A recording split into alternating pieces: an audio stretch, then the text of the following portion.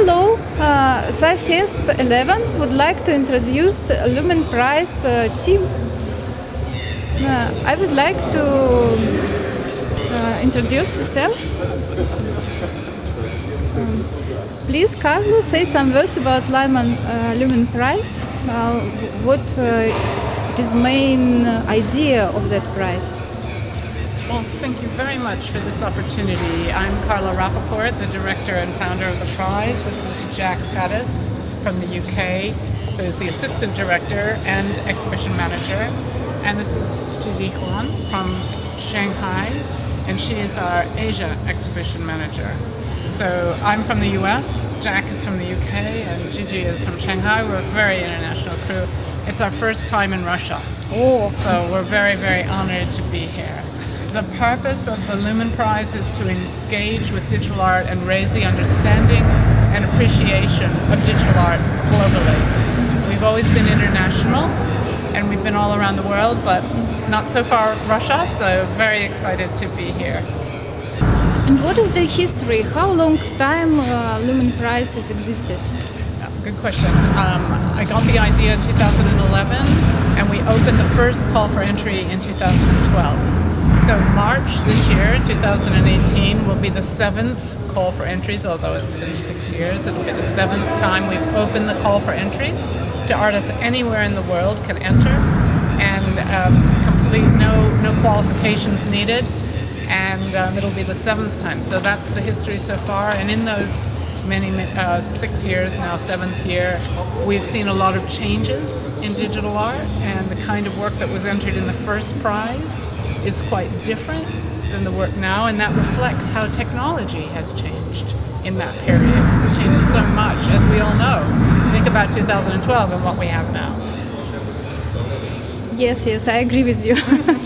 and how much artists you bring here? We brought 6 works to the show. Behind me is the winner from the 2016, the Fabio Giampetro, and he is a traditional painter from Milan. He got the idea of using virtual reality, i.e. these headsets, to augment the experience of the painting. So this is not a game where you step into a game world. This is you step into the painting. Sure, and it induces a sense of vertigo.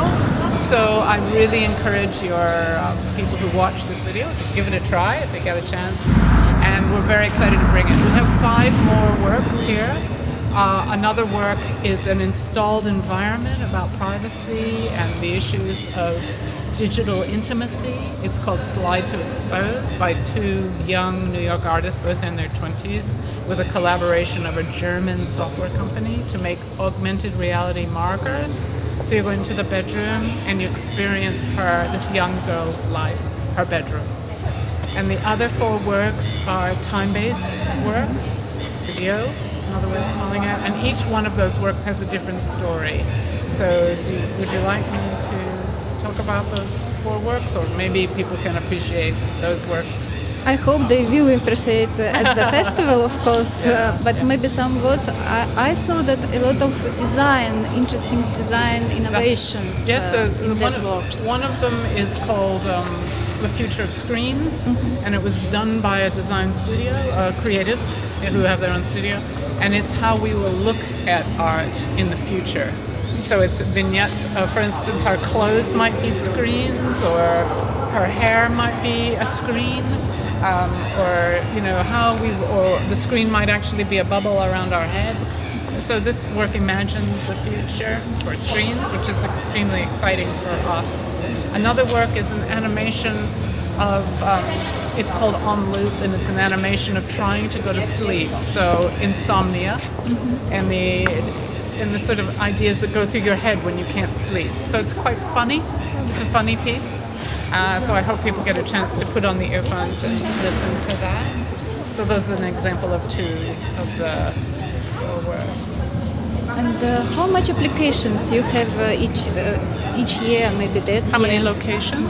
We tend to go to about 6 to 8 locations every year, depending on the year. And we like to try and go to locations around the UK, around Europe, Asia, obviously, and the US. So festivals, also we've been in museum, gallery, cultural institutions. We also get the opportunity to work with artists for commissioning. So we might help an artist get a commission, and that's also very exciting. So it's not just necessarily showing the works, it's also developing the artist's practice. So once the artist becomes a Lumen Prize artist, we work with them to develop their work for other opportunities, which leads me to say, please enter. That is great. And how much submissions you have that year, for example? Is it grown a lot? Yes, it's grown a lot. We had a big increase last year. So I think the number of artists in the world who are doing this is growing. I'd say from the beginning to today, it's maybe grown by 3 or 4 times the numbers of people entering. So that's fantastic.